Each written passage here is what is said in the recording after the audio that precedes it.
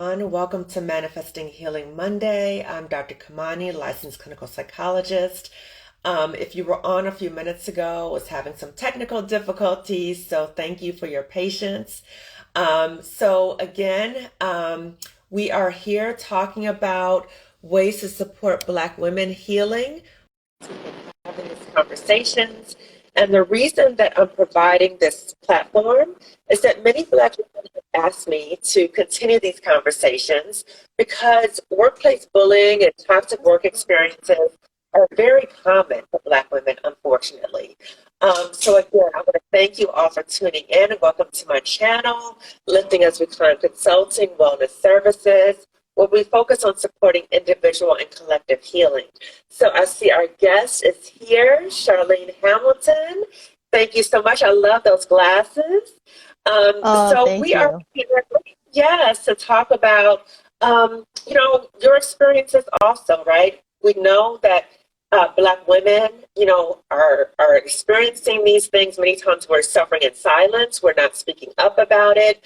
But I'm providing a platform so that we can speak up and say, no, this is happening to me too, so that we don't feel like we're alone.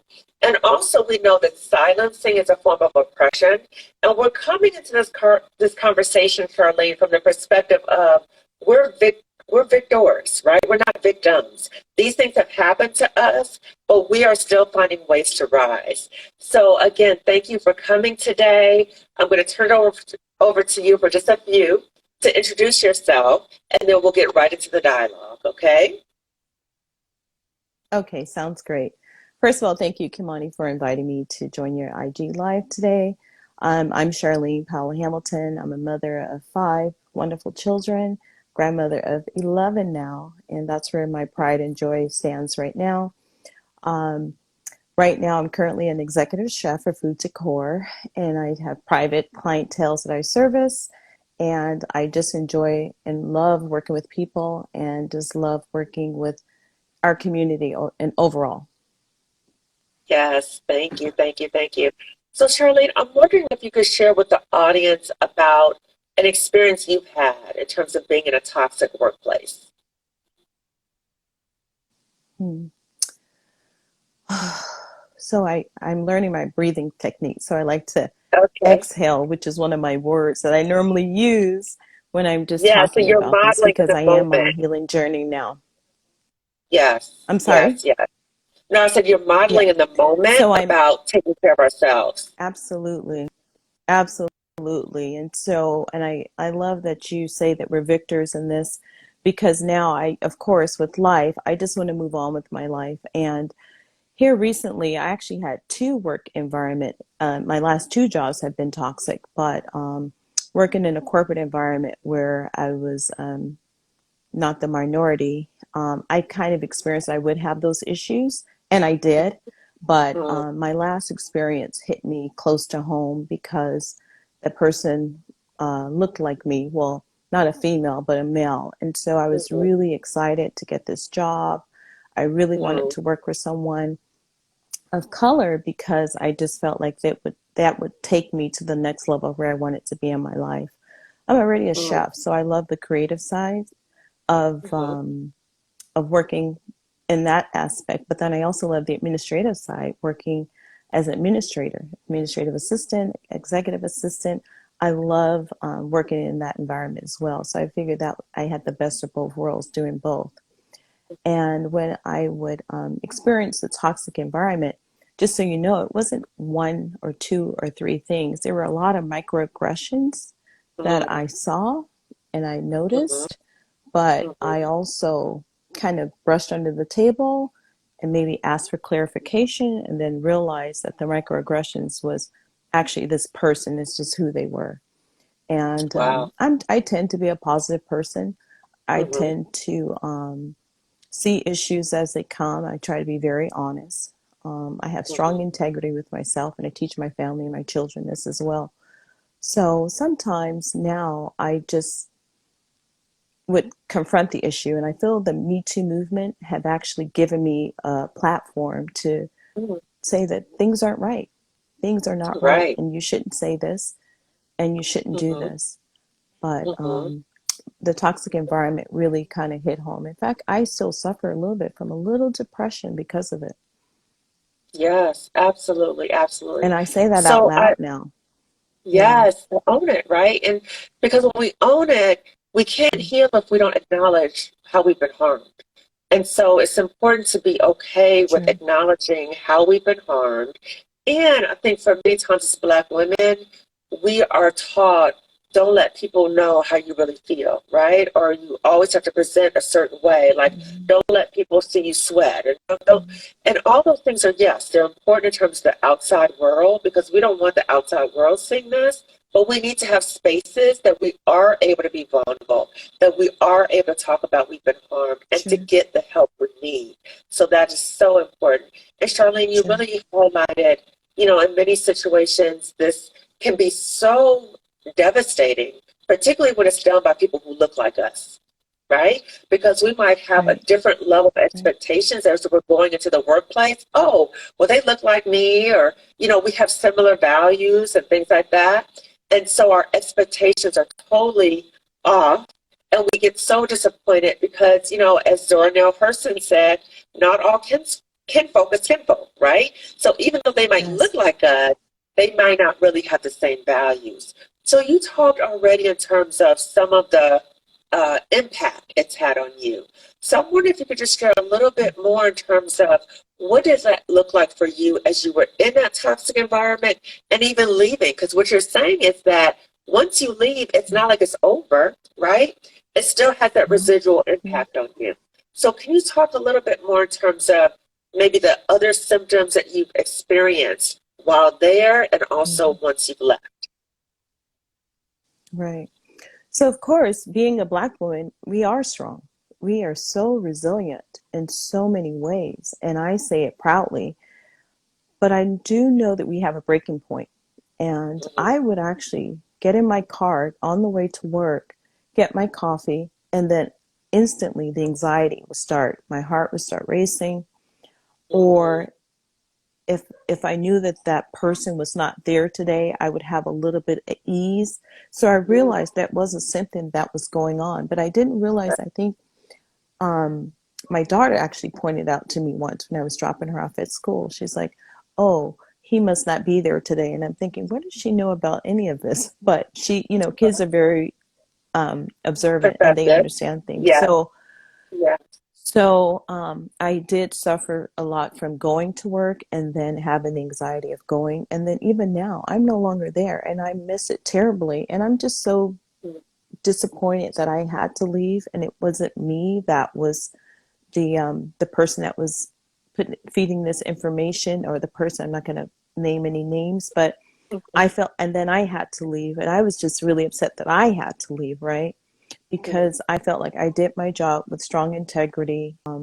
I was Mhm. not, I would say I was the victim, but I am the victor now. But that person also Right. had to leave. So why do we both have to leave? So I had those issues too.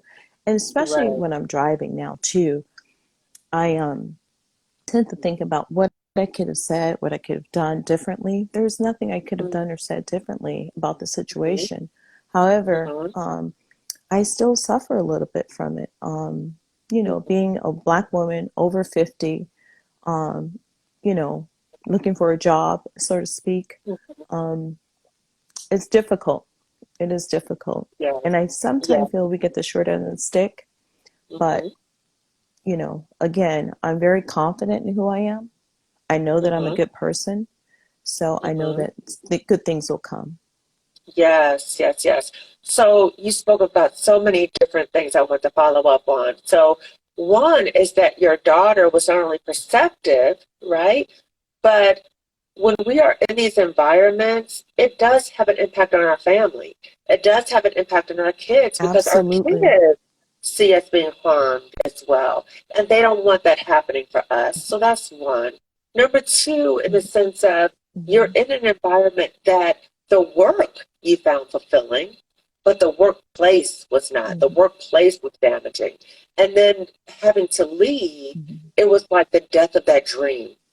As you came in, what you wanted, Yeah. what you loved about that place. It was like saying goodbye to that. Yeah. And then the third part is what we often do in situations is we go back and we beat ourselves up. Oh, I wish I would have done that. If that happened again, I would have told that person that, right? And it's part of us releasing what we could have, should have done it, the whole thing. We could have done that before, right?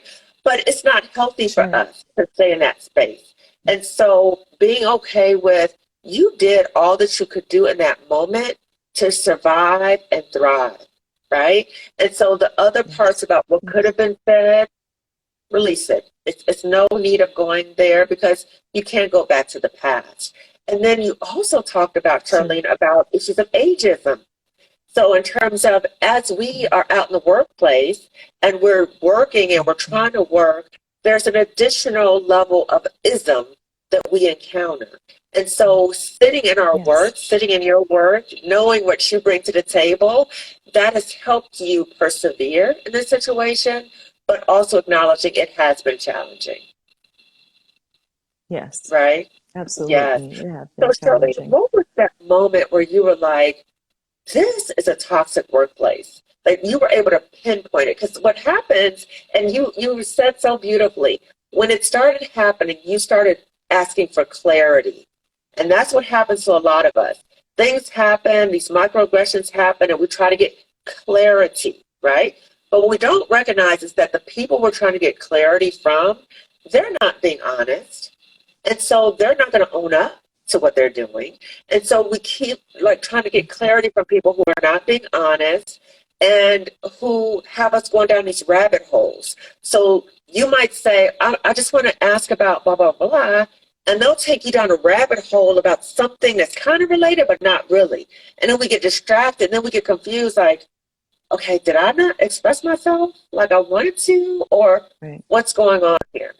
So being mindful that that's a trap that many times we fall into, okay?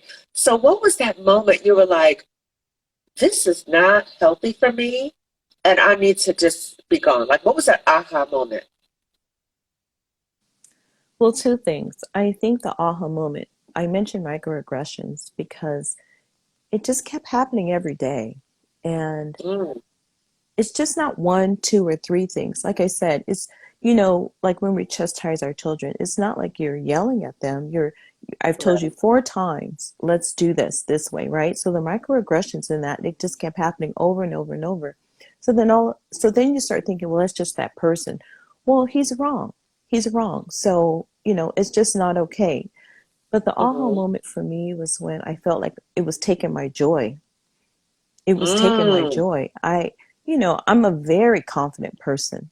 And when someone tries to steal your joy by making comments about your weight or the way you dress, they were really, it was like, okay, he's going in on me. He's really trying to tear me. So that was, I think, my last aha moment when it started to get personal. Right. When it And started getting stealing your personal. joy. Yes. So the personal attacks, and when you start feeling like you're losing your joy, that is very serious. Because as Black women, it is so hard for us to have moments of joy when there's so many attacks against us. But to be able to hold on to our joy is priceless. So when people are trying to or doing things to infringe upon that, it's that moment like, no, I'm not going down that road with you. Like, you're not doing that to me. I'm not doing that with you, right? So, Charlene, I'm wondering if you can share with the audience, what has been your healing journey? Because I really want people to not only feel validated, to feel like we're not alone, because we're not, but to also know that there's healing. Healing is possible. And I want women to know about different options for healing. So I'm wondering if you could share with the audience about your own healing journey. So finally at I mentioned to you my favorite word now is exhale. So when I'm exhaling, I actually really exhale, and I'm actually learning breathing techniques. I do see a psychiatrist now, and I feel like she is just amazing. And she helps me with just my breathing and just talking things out and circumstances that that have really damaged me, and how working on getting to a better place, Mm-hmm. and just taking drives with my family. We have breakfast, spending more time. I know that COVID is not the best situation, but I do feel Mm-hmm. like it was a healing process for me. I was able to Mm-hmm. spend more time with my family and just take Yeah. drives to the beach and just spend time together. I think I've had so much joy out of that. Um, Mm-hmm. I do believe that, getting someone who's a licensed professional who can actually help you to deal with this, Mm-hmm. um, that's really, I take my hat off to her because she's such a wonderful, wonderful physician. And, just being true to yourself, really, you know, Yeah. really being true to yourself. Yes, Because you really want to absolutely. be I want to be a better version of myself. I want to be a better Mm-hmm. wife. I want to be a better mother, uh, Mm-hmm. a daughter, because my mom lives with us as well. So I want to be Mm-hmm. a better person in all the relationships that I have. So Right. I felt like I needed to take 3 steps back so that I'm able to do that. Yes, yes. And so it's kind of like the trauma kind of knocks us down. And when we get back up, it's like, how do I want to get back up? How do I want to reconnect and Mhm. reclaim my joy? And being intentional in doing Yeah. so. So spending more time with family, getting mental health Yeah. support, which is so important. And we know within our community, there has been a stigma of mental health and mental health treatment. One of the silver linings of COVID is I think more people are becoming aware of the need for mental health, treatment. And Right. so for us to say, you know what, I need to get some help and get help from somebody who's not only professionally trained, but somebody who's objective. Because sometimes we can talk to our family Absolutely. and friends and it can go so far, but then they add their own 2 cents, right? Or if you didn't do what they say, then that becomes an issue. So it's important for us to know that there's a variety of places that we can go as we Sure. get that support. But we know Sure. that what's most important is that we stay grounded and we remember our joy and we don't lose ourselves in the Absolutely. trauma. But sometimes we all need it like a life Yes. preserver, right? So when we feel like we're sinking, we need somebody to help us elevate. Okay. So, Charlene, That's this has right. been so That's right. enlightening. Can you share with the audience also in terms of like cooking? Like, has that been a form of healing for you as well? And Oh, in terms of what you're doing in absolutely. terms of your business? So, of course, cooking for me, I love cooking. I love cooking for people. I love the fellowship with cooking. If I have an event, I just become like this other person. It just puts me in the zone. So I love serving people, and I love the camaraderie that comes with that. And I do service, a handful of clients that I've had for many years. I still have the same staff that I've had for many years. And the good thing about catering and cooking is that I do feel that it brings healing. It brings healing, and Hmm. I just love doing it so much. I didn't mention that as part of my healing journey, but that is part of my healing journey. And I do it for money because it is a job. I am an executive chef, but I would do it Hmm. with at no cost because I do know that, especially in times like this, Hmm. I find that I'm cooking for families that have lost someone, and it's just bringing me Hmm. joy just to take food over to them. Yeah, I'm doing my part, I feel like, in our community as well. So, yes, yeah. my next step for cooking is I'm actually planning on starting a new business called charcuterie. We're into the whole plating of charcuteries now, but I'm trying to think of a COVID friendly way of just doing that, and calling it Okay. charcuterie, So, I love it. and I love to just kind of bring, males and females and kids all together, doing some fun Yeah, vegan options and vegetarian options and things like that. So, that's where, and it's a lot of work. So I actually kind of keep that a little private, but then I'm actually going to expand a little bit more and just kind of do something with males and females and different I love organizations it. I've never worked with before. I really want to get into that as well. Yes, So yes. So watch in out for terms that. of cooking is healing, it's like nurturing, right? So you're Oh yeah. providing nurturing to Oh other yeah. people and like you're being cared for by caring for other people. And, in the sense of, particularly when people have gone through challenging times, being able to provide that source is really healing. I see somebody says, when do you start teaching cooking? That was in the chat. Oh yeah. And so, Oh yeah. good food is, and also thinking about just in terms of for Black people, food has had such a powerful role and such a place for us to come together to really to heal together, and family has been so healing for us. So the food and the family and connections with others is so important. And you're talking about facilitating relationships too, right? Men and female and male and female, and trying to get those relationships together, which is also so healing in terms of really helping our communities in terms of building a firmer foundation in our community. So somebody from Gambia, West Africa is here. Hello, thank you for joining us.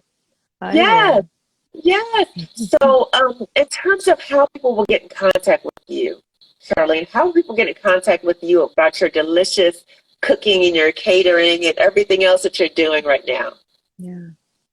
Yeah, so I can actually, so my phone number is the best way, and Okay. also emails, of course. But my phone number, if I can give it now, it's Yes, absolutely. 310-256-8831. That's 310-256-8831. I respond quicker to text. I don't generally answer the phone as much, but I will get back to you. And my email is chefchar31@AOL. Don't hate that I still have an AOL account, but I do. I'm a loyalist, so I still have an AOL account. It's chefchar31@AOL.com. Yes. Awesome, awesome. Thank you so much, Charlene. And I just want to thank the audience No, for tuning thank you. in today. And to let you know that this video and all my other videos are up on my YouTube channel, Lifting Up Through Time Consulting Wellness Services, where we again emphasize promoting and supporting individual and collective healing. As I mentioned earlier, I do have a job coaching program for Black women, because many times when we leave these toxic jobs, I think you can attest to this too, Charlene, that when we leave these toxic jobs, there's so much garbage that we still have with us, that we take with us, right? And so it's important for us to be able to heal from that garbage. So as we go into new jobs, that we go into new encounters, that we go into new businesses, that we're not taking that garbage with us. So again, the importance of us healing is essential. If you are interested in my job coaching program, please contact me on my website, liftingupthroughtimeconsulting.com. There's a section for job coaching. You can click that, and we can schedule a free 15-minute consultation. I did want to also just say to the audience, shifting a bit, that I do want to acknowledge the increased numbers of suicides that we are experiencing in the Black community. And I wanted to raise awareness to that, just so we know that help is available, okay? I know that sometimes with depression, that many times we can feel helpless and hopeless in so many different ways, right? So it could be a job situation, it could be a relationship, it could be so many different things. But I do want to let us know that help is available. If you're experiencing suicidal thoughts, know that you can go to the nearest emergency room. You can call 911. You can also contact the National Suicide Prevention Lifeline number, which is 24 hours a day, 7 days a week. And that number is 800-273-8255. Again, that's 800-273-8255. So as we're ending today, I just want to uplift everyone who may be listening. And if you know of anyone who's struggling right now, please reach out to them. Please offer them support. Please let them know about resources. It's essential, okay? So again, Charlene, I want to thank you so much for joining. And to the rest of the audience, I want to say to you that I'll be back next Monday talking about this issue, because again, I will not be silent about this issue, because we need liberation. And liberation is standing up and saying, yes, it's happened to me. This happened to many of us, and no more, okay? So we are standing in our truth and our power. And again, I want to thank everyone for tuning in today. and have a good rest of your day. So take care. Bye-bye. Thank you, Dr. Sands.